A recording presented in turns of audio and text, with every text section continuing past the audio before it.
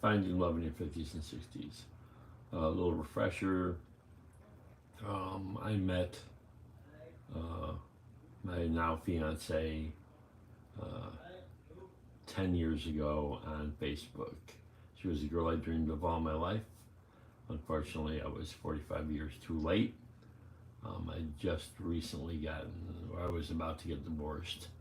And when I did get divorced, I approached her to be my long distance fantasy love, and I would pay for her university fees, which were $1,000 or $100 a month. I'm sorry, and we agreed to it. We set it up. It continued on. After 2 years, she asked me would I consider marrying her, but she wasn't in love with me yet. I went along with it um, because it was what I probably was dreaming of, but not believing in. 2 years later, she had finally fallen in love with me. I know I'm old. I'm not exactly what. Let's see. At that time, she was for 22. Today, she's 26, and this is part two, taking up from when her father and I um, both agreed that she would be better served with somebody her own age and from her country, but she denied that and said she wanted to marry me, and she was in love with me. Um, so at that juncture, let's see, that's 4 years ago, so we're right in the middle of COVID, and I really can't get there, but that's good because I can work here and make more money here than I could ever make. I won't be able to make anything there. Maybe as an English tutor or something like that, but I'm not really familiar with Spanish, so it's not like I'm going to walk in there with dual language skills. So uh, continued to support her, continued to give her enough money so she could concentrate on her studies. She didn't miss any meals. Um, she was helping her family with the money I was sending her, and I was sending her a decent amount of money, but nothing. Uh, right now, I'm sending her $150 a week. Okay, plus I'm also sending her um, $600 a month to help continue building our two-bedroom condo on the roof of her parents' house. So, anyways, let's get about that. Um, I'm gonna say 3 years ago. Let's go. Yeah, 3 years ago. 4 years ago. Her sister and her sister's husband and their then two kids, now three kids, um, took half of the parents' family home, which is a good sized, sprawling, single story home, and built a two-bedroom apartment on the roof of the parents' home, on half the roof of the parents' home.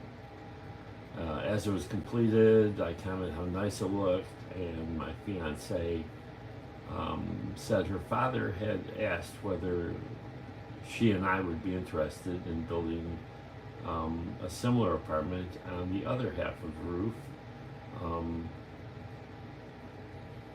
and I asked her how much, and she said she'd check into it, and she came back with a number that was, I'm not a contractor or nothing, but I know a lot of shit.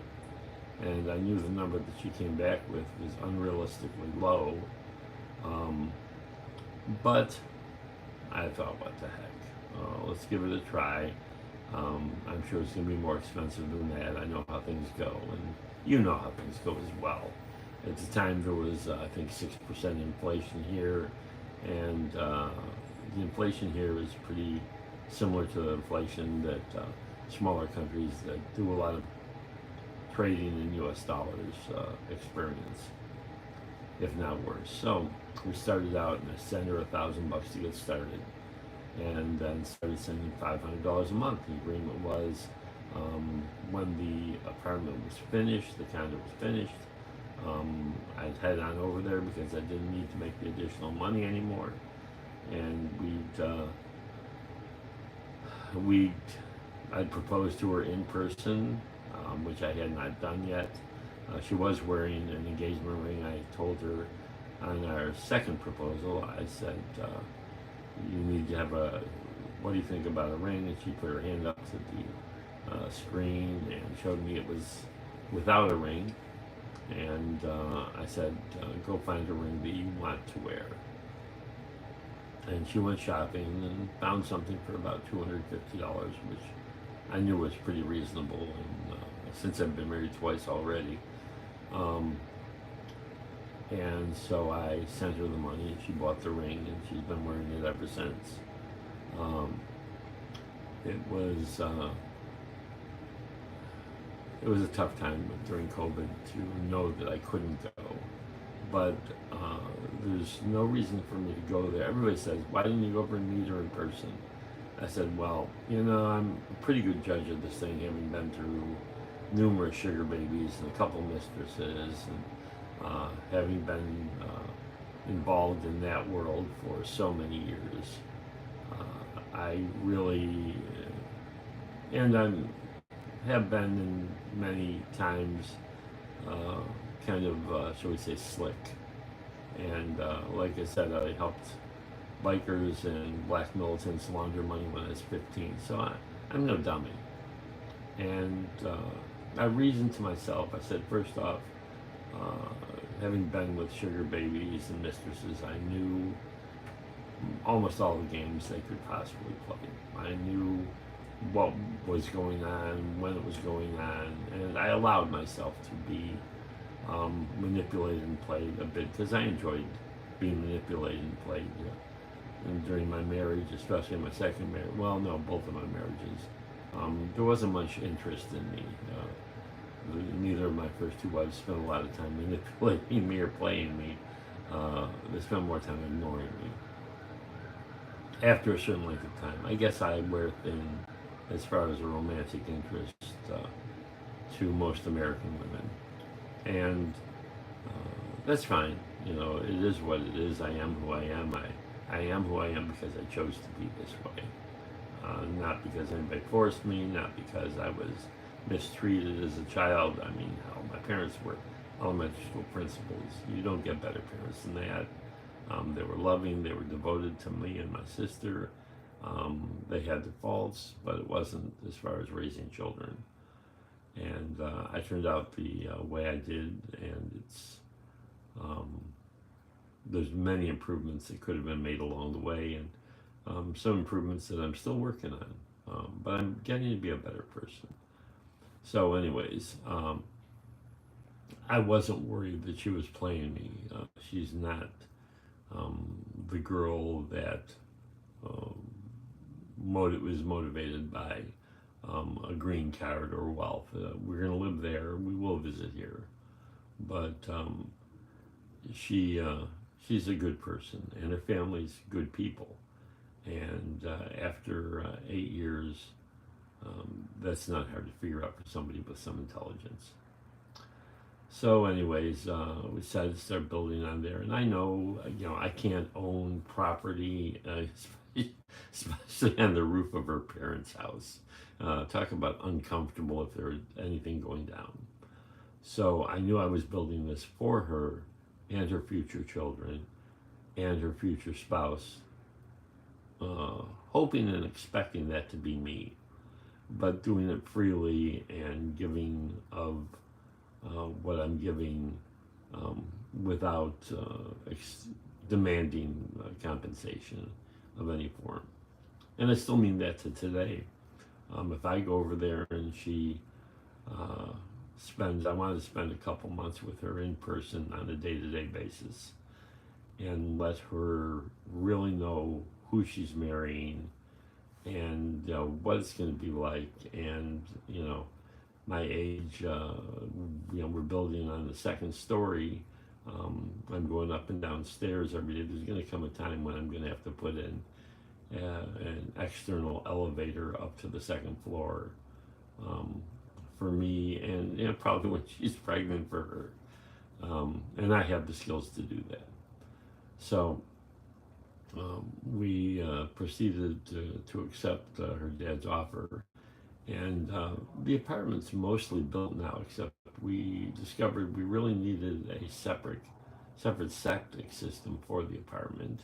And then, of course, we need the walls painted and appliances, but the bathroom's all tiled and painted, and toilets in and sinks in, plumbing's done.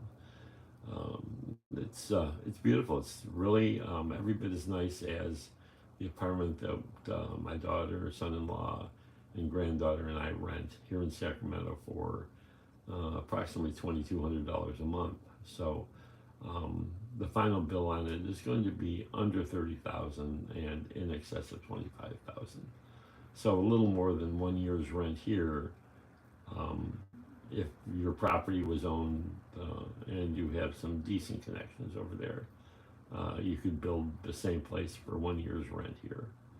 Um, I'd imagine, and we're going to look into this as far as buying land over there and building over there. Maybe build a 4 to 6 bedroom, a 4 to 6 apartment complex over there in within the confines of the village, and so it's safe. I'm a little hesitant to build out in the country because there's a lot of people over there that are very poor, and when you get a lot of people that are very poor, some of them aren't very good people.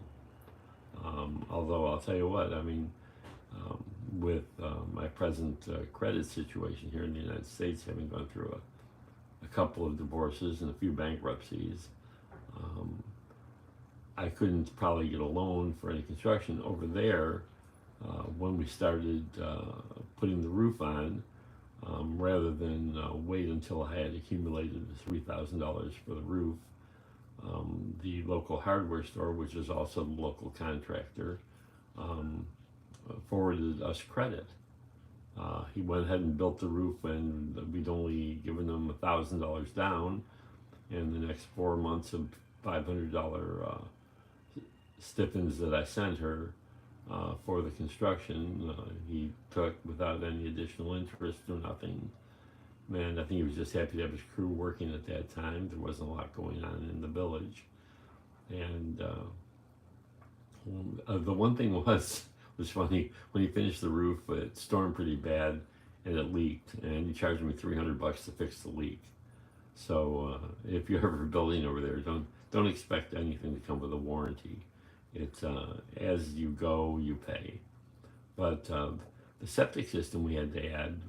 Otherwise, it might be the place might be done this month or next month, but now it's been kicked down the road 6 months. They wanted $3,000 to install a full septic system separate for our apartment. And if you know anything about septics here in the States, that would be $20,000 or $30,000 with all the permits and inspections and rules and regs. And over there, $3,000. So it'll probably come in 3,500. I'm sure. It wouldn't shock me if it's 4,000, but I've got time to make the money before I head that way. So the deal is now that when our apartment is complete, ready to go, and she wants me to come over and help pick the appliances. So I will head over there when we've got the apartment done and money in the bank to pay for the appliances. Hopefully, expecting it to be somewhere between our 9-year anniversary, which will be of the day that I told her I loved her, not the day that she's in love with me or we're engaged or anything. But we've been celebrating that June 11th of 2016 ever since. Every month I've wished her happy anniversary, and some months I've sent her some little extra money because I can afford to, and some months I haven't been able to, and I haven't, and there's never been a problem with that. But at any rate, so hopefully somewhere between Valentine's Day and June 11th, 2025, I'll be there to present myself, give her a couple months to get to know me and me get to know her. And if she doesn't want me to become her husband, she can tell me. and she knows she can tell me. And if she does, then there'll be a flash mob video proposal. I think she's kind of excited about that. She's really shy, but she a couple times asked me, "Are you still planning to do that?" And I said, "Yeah, of course. You deserve it, and I want to do it, and it'll be fun." And all my friends back here in the States will get a chance to enjoy and participate vicariously through watching the video. Um, that's really basically it. There's no sense in me going over there and meeting her because to rent an apartment over there is for a single guy in her village, and I don't think it would be uncomfortable if we didn't end up getting married for me to stay in her village, because I've got friends of her friends and she's got family, and prostitution is legal in the Dominican Republic, so that'll get taken care of over there. And I haven't had sex in 8 years, over 8 years now. And you know, people have noticed how I've affected her life. There's a lot of interest in me, and there's a lot of appreciation for what I've done for her. So I think it would be a nice place to settle down. And $250 a month for an apartment. Of course, if she says no, and the apartment's done, and she, my support of her would probably end financially, although there'd be the occasional gift. But I'm not really worried about that. I'm pretty sure that the situation is genuine, and I'm pretty sure that I can keep her happy. I've been married twice before. I know what I did wrong, and there are simple things to fix. And the right woman, and I feel she's the right woman, would be more than 50% of the effort to fix things. And I can get my ass in gear. What am I going to last? Another 20, 25 years if I'm lucky, and 15 or less if I'm not. And she'll still be young enough to find a very good-looking guy, and she'll have her own place to live, and she'll be safe and secure, and she's got a college education, and she can have a good job. So I think it's a win-win situation for all of us. And I'm deeply in love with her, and I truly believe she's deeply in love with me. And I want to leave her with a taste of marriage that she likes so much that I hope she doesn't bring a date to my funeral, but be that as it may, once I'm dead, it's all about her happiness. So, which is what it's been about the whole time. And I don't think that if it ended today, that anybody would be owed anything. I said it's been an amazing experience. So, if you determine that you want to find somebody, and you're in your 50s or 60s, and you're not in a financial position to romance a woman in here that you find in the United States that you find attractive and find amazing, I highly recommend that you go onto Facebook, not a dating site. There's too many possibilities with those. But you go onto Facebook, and only Facebook, because Facebook is the only one that you can really go back through somebody's last 2, 3, 4, 5, 6, 7 years, 8 years of history, and see how they treat their family, how they treat their friends, how they treat their coworkers, how they treated their school. You're probably going to be looking for a girl in her late teens, early 20s. That's a really nice place to look. Trust me, I understand. And find somebody that's genuine. Find somebody that has consistent history, not somebody that's posted 25 pics in the last month. Nobody just discovered Facebook. As a matter of fact, it's trailing away, but in a lot of the world, it's the main focus. Instagram, TikTok, they're fun. I enjoy them. Even X is okay. but the problem with them is they really don't go in depth into a person. The types of posts that you can put on those are real short and quick and flashy, and they do the trick, but they're good for using to funnel to Facebook. What I mean by funneling is if you want to develop your own, and you should develop your own Facebook channel or Facebook site and profile, and show daily activities with your family, your friends, your coworkers, good and bad. Show who you really are. Don't be afraid to put out who you really are. Some of these people have experienced, some of these young ladies have experienced people that would make your blood curdle. Some of them, my fiance hasn't been mistreated. She hasn't been subjugated to that sort of thing. She has a good, strong family, and the family has good, strong ethics. And there's a lot of young ladies that would jump at the chance for somebody like me, who's not wealthy. I get a couple grand in Social Security, and I'm earning money now. But when I get over there, I won't be. And a couple of grand goes a long way if you don't have to pay rent. And even if I had to pay rent, it's $250 or $300 a month for a nice, safe apartment. I'd be able to live very nicely. I think you're required to have $1,600 a month in a revenue stream to get what we call here landed immigrant status. But I'm not too worried about it. You renew the visa every month at the airport for like $10.